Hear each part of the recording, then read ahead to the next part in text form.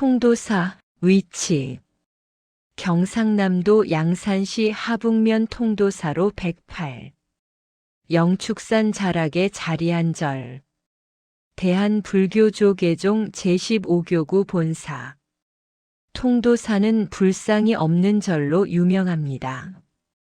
그 이유는 통도사의 부처님의 진신사리와 가사, 염주가 봉안되어 있어 부처님의 실제 사리탑, 진신사리탑 자체가 불상이기 때문이에요. 이 점이 다른 사찰과 뚜렷이 구별되는 가장 큰 특징입니다.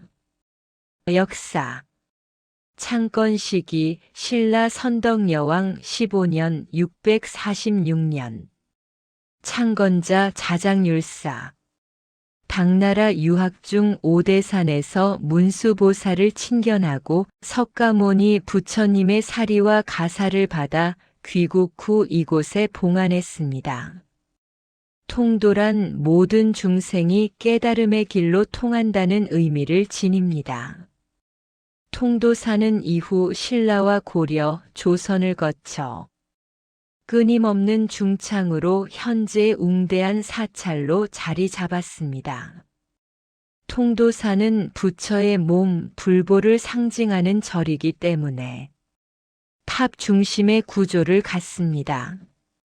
전체 구역 구분 하로전, 절 입구 부분, 일주문, 천왕문 등 외곽 공간 중로전, 극락전, 약사전 등 중간 전각 구역, 상로전, 대웅전, 금강계단 등 중심 불교 공간, 주요 전각 및 유산, 대웅전, 국보 제290호 화려한 단청과 목조 건축미, 금강계단, 부처님의 진신사리를 봉안한 중심 성소, 국보 제290호 영산전 부처님이 설법하던 영축산을 형상화한 법당 극락전 아미타불을 봉안한 법당 일주문, 천왕문, 사찰의 출입문, 불교적 상징 구조 통도사 사적비, 자장율사의 창건 정신기록 문화재 현황 국보, 통도사 금강계단, 대웅전 제290호 보물, 영산전, 약사전 등 다수 총 20여 점 세계유산 2018년 유네스코 세계문화유산 산사 한국의 산지승원 불상이 없는 절의 상징 통도사의 대웅전 안에는 불상 대신 금강계단을 향한 창문이 나 있습니다. 이 창을 통해 수행자와 참배객이 멀리서 사리탑을 향해 절하는 구조입니다. 즉, 통도사의 진짜 부처님은 건물 안이 아니라 탑 속에 계신 셈이지요. 이 때문에 부처님을 가장 가까이 모신 절이라 불립니다.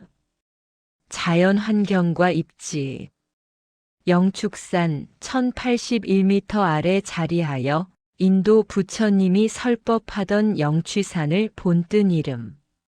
사찰 뒤편에는 맑은 성남천이 흐르며 절 입구의 숲길은 통도사 단풍길로 가을철의 절경을 이룹니다.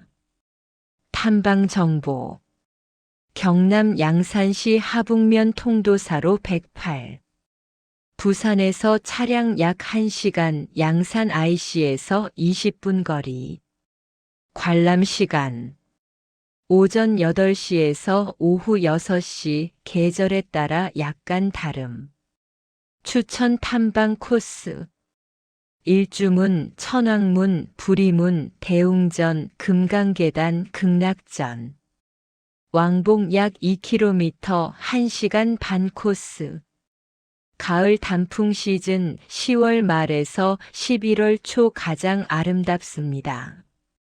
사계절의 통도사 봄, 벚꽃길과 사찰의 조화가 아름다움 여름, 울창한 숲과 맑은 계곡물, 피서명소 가을 단풍이 절정, 금강계단 주변이 절경. 겨울, 눈 덮인 대웅전과 계단이 장엄한 분위기. 요약 정리. 창건 646년 신라 선덕여왕. 창건자 자장율사. 상징, 부처님의 진신사리 봉안 불보사찰. 대표 유산 금강계단 대웅전. 세계유산 유네스코 등재 2018. 위치 경남 양산 영축산 자락. 별칭 불상이 없는 절 진신사리의 사찰. 상세 설명. 경상남도 양산시 하북면 지살리에 위치한 사찰이며 대한불교조 개종 제15교구 본사이다. 한국의 삼보 사찰 중 하나이자 8대 총림 중 하나이다.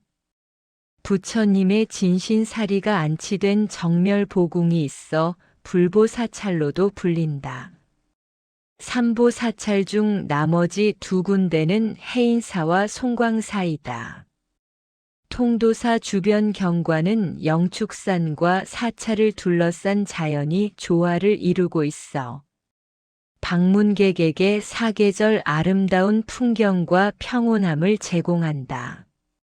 2018년 6월 30일에는 전국 각지에 소재하는 산사들과 함께 산사, 한국의 산지승원이라는 명칭으로 유네스코 세계유산에 등재되었다. 특이한 것은 사찰의 역사가 오래되었고 조선시대부터 보존된 전각이 많은데도 불구하고 사적으로 지정되지 않았고 경상남도 기념물로만 지정되어 있을 뿐이다. 신라 선덕여왕 15년 646년 자장율사가 창건한 것으로 알려져 있다. 통도사는 해인사, 송광사와 더불어 한국 불교의 3대 사찰 중 하나인 불보사찰로 부처의 진신사리와 가사가 봉안되어 있다. 이 때문에 통도사 대웅전에는 불상을 모시지 않으며 대신 뒤편에 부처님의 진신사리를 안치한 석종부도형 사리탑을 배치한 것이 특징이다. 사찰 배치는 상로전, 중로전, 하로전 등 크게 세 구역으로 나눌 수 있다. 상로전 중심부에 대웅전이 있으며 이는 국보 제290호로 지정되어 있다. 대웅전은 동쪽에는 대웅전, 남쪽에는 금강계단, 서쪽에는 대방광전, 북쪽에는 정멸보궁이라는 현판을 걸고 있다. 대웅전은 석가모니부를 주불로 모시는 법당에 주로 걸리는 현판이고 금강계단은 이 사찰 및 법당의 역할이 계를 설하여 주고받는 전법의 공간이었음을 밝히는 현판이다.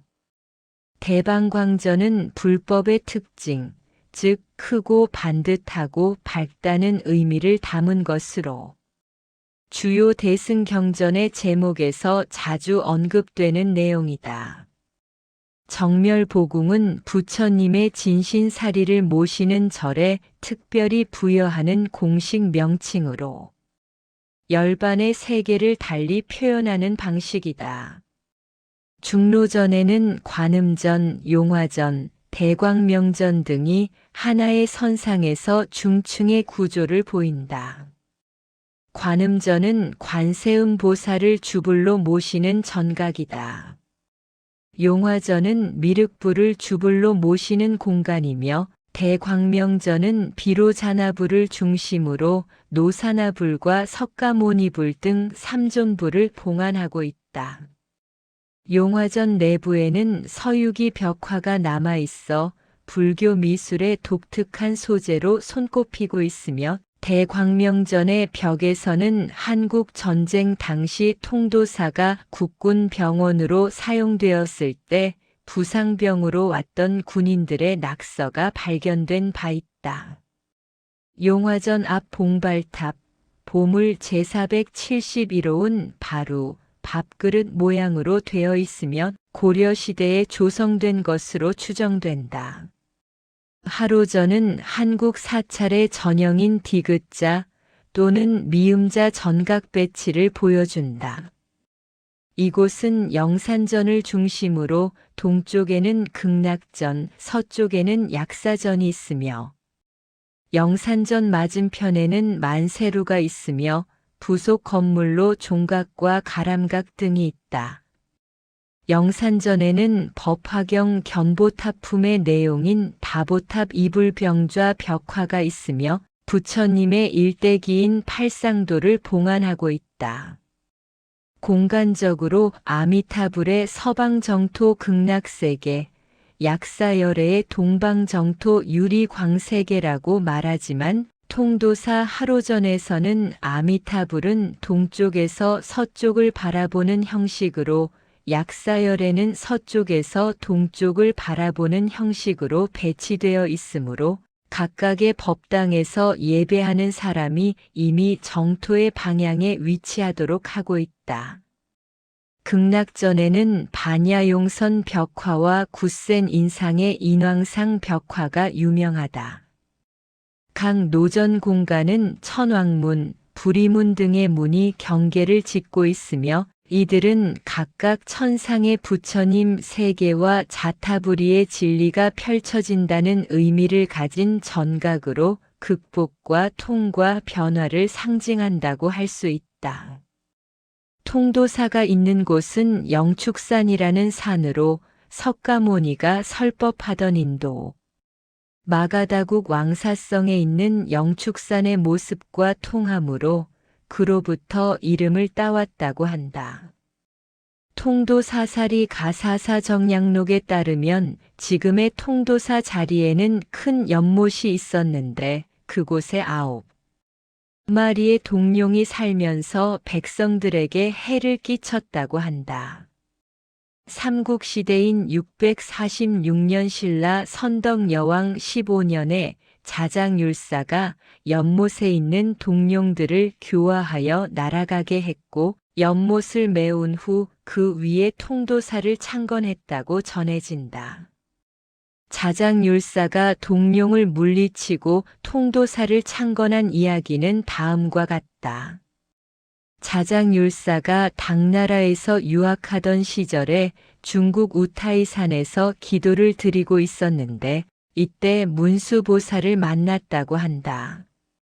문수보살은 자장율사에게 가사 한 벌과 진신사리 100과 불두골, 손가락뼈, 염주, 경전 등을 주면서 이것들은 내 스승 석가열애께서 친히 입으셨던 가사이고 또 이 사리들은 석가모니의 진신사리이며 이 뼈는 석가모니의 머리와 손가락 뼈이다. 그대는 말세의 계율을 지키는 사무님으로 내가 이것을 그대에게 주노라. 그대의 나라 남쪽 축서산 영축산에 옛 이름 기슭에 동룡이 거처하는 신지가 있는데 거기에 사는 용들이 독해를 품어서 비바람을 일으켜 곡식을 상하게 하고 백성들을 괴롭히고 있다. 그러니 그대가 그 용이 사는 연못에 금강계단을 설치하고 이 불사리와 가사를 봉안하면 삼재물, 바람, 불의 재앙을 면하게 되어 만대에 이르도록 멸하지 않고 불법이 오랫동안 머물러 천룡이 그곳을 옹호하게 되리라. 라고 말했다. 자장율사는 그것을 들고 신라로 귀국하였고 연못에 와서 동룡 9마리에게 설법을 하니 동룡 9마리는 곧 교화되었다. 그중 5마리는 오룡동으로 3마리는 삼곡동으로 날아갔는데 오직 1마리만이 남아서 터를 지키겠다고 굳게 맹세하였으므로 자장율사는 그 용의 청을 들어 통도사에 남도록 했다고 한다. 동룡 9마리가 살던 연못을 메워 금강계단을 세우고 그 안에 중국에서 들고 온 석가모니의 진신사리를 안치하였다. 그러나 연못한 귀퉁이는 메우지 않고 남겨두었는데 이곳이 지금의 구룡지로 마지막 한 마리 남은 용이 있는 곳이라 한다. 불과 4대평의 넓이에 지나지 않으며 깊이 또한 한 길도 채 안 되는 조그마한 타원형의 연못이지만 아무리 심한 가뭄이 와도 전혀 수량이 줄어들지 않는다고 한다. 통도사에서는 이 용을 모시는 가람각을 세워두었다.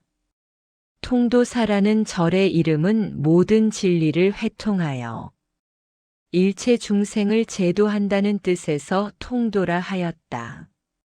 신라 시대에는 모든 승려들이 통도사 금강계단에 와서 계를 받았고 승려가 되고자 하는 사람은 모두 이곳의 금강계단을 통과해야 한다는 의미에서 통도사라는 이름이 유래된 것이다. 석가모니의 진신사리가 모셔진 금강계단에서 계를 받는다는 것은 곧 부처로부터 직접 계를 받는 것과 동일한 의미를 갖기 때문에 통도사는 중요한 곳으로 여겨졌다. 현대에도 통도사는 경상북도 김천시의 직지사 등과 함께 조계종 승려들이 계를 받는 곳 중 하나이다. 삼국유사 자장정률의 기록에 의하면 자장율사가 당나라에서 유학해서 불법을 배우고 귀국한 뒤 신라의 대국통이 되었고 선덕여왕은 자장율사에게 왕명을 내려 통도사를 창건하게 했다고 한다. 자장율사는 통도사를 창건하며 당나라에서 귀국할 때 가지고 온 불사리, 금난가사, 대장경 400여 함을 봉안하였고 금강계단을 쌓아 승려의 규범을 관장, 법식을 가르치는 등 불법을 널리 전하였다고 한다. 통도사는 이후 계율의 근본 도량이 되었고 신라의 승단을 체계화하는 중심지가 되었다. 창건 당시의 가람은 자장율사가 쌓은 금강계단을 중심으로 몇 동의 건물이 있었던 것으로 짐작된다. 일각에서는 평산마을과 연계한 관광지화도 추진해야 된다는 목소리가 있다. 문재인 대통령이 퇴임 후 거주할 사저로 하북면 지살리 평산마을을 정했는데 이곳은 통도사에서 직선 거리로는 1km도 떨어지지 않은 아주 가까운 곳이다. 다만 직선상으로는 매우 가깝지만 통도사와 아예 수계가 다른 골짜기라 통도사에서 가려면 후수라는 산책로를 통해 산을 하나 넘어가야 한다. 취임 이전에 살던 양산 매곡동 사저가 경호에 어려움이 있어 평산마을을 선택했다고 한다. 실제 평산마을과 통도사 경내를 바로 잇는 약 500m 거리의 산책로가 이미 존재하지만 2020년 기준으로 일반인의 출입이 통제되어 있는 상태이며 현재는 잠금 장치가 되어 있다. 추후 상황에 따라 정비 후 개방될 가능성도 있긴 하지만 쉽지는 않다. 이렇게 하려면 평산마을 일대가 봉하마을처럼 관광지화가 되어야 하는데 현재로서는 가능성이 낮다. 무엇보다 봉하마을에 비해 평산마을은 관광 콘텐츠가 딱히 나올 것이 없는 데다 평산마을은 문재인의 고향도 아니기 때문이다.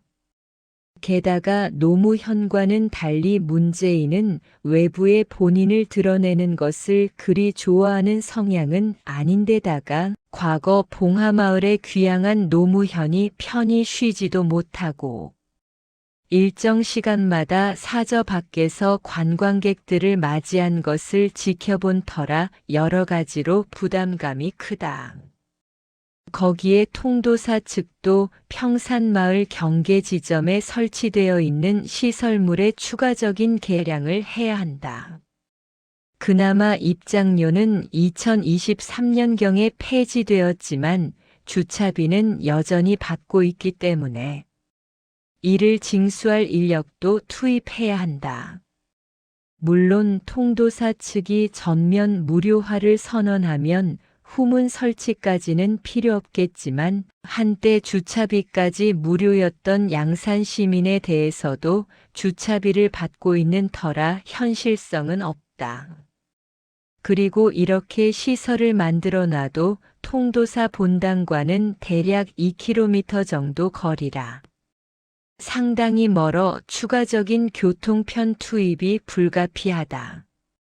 통도사 측이 본당까지 셔틀버스를 굴리거나 양산시가 기존 통도사 터미널에서 평산마을 간 마을버스를 통도사 터미널에서 평산마을, 통도사 본당, 통도사 터미널식으로 통도사 일대를 한 바퀴 순환하는 형태로 노선을 변경하는 방안이 있다. 즉 통도사 입장에서는 평산마을과 연계된 관광지가 되면 괜한 추가 비용만 더 내야 될 판이라 이득이 별로 없다. 양산시의 지원을 받을 수도 있지만 이러면 양산시가 무료 입장을 확대하라는 요구를 강하게 할 수도 있어 쉽사리 선택할 수 없다.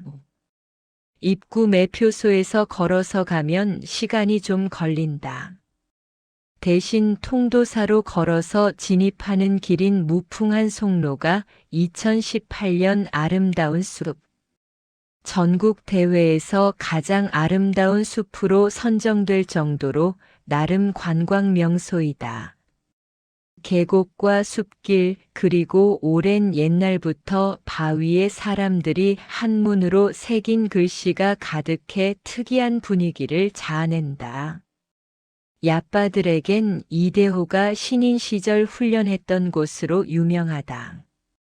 이대호가 과거 체중 감량을 위해 통도사 산내암자인 극락암에 머물면서 산을 하루에 5시간씩 탔다고.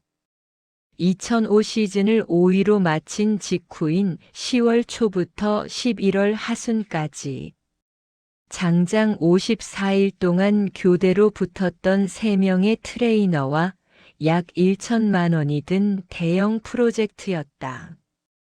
이후로도 이대호 개인은 가끔 여기서 훈련하기도 한 듯하다. 이 외에도 주형광, 장원준 등등 부산 지역에서 활동한 야구 선수들이 현역 시절 종종 방문하였었다. 삼보사찰 중에서 유일하게 사적이 아니다.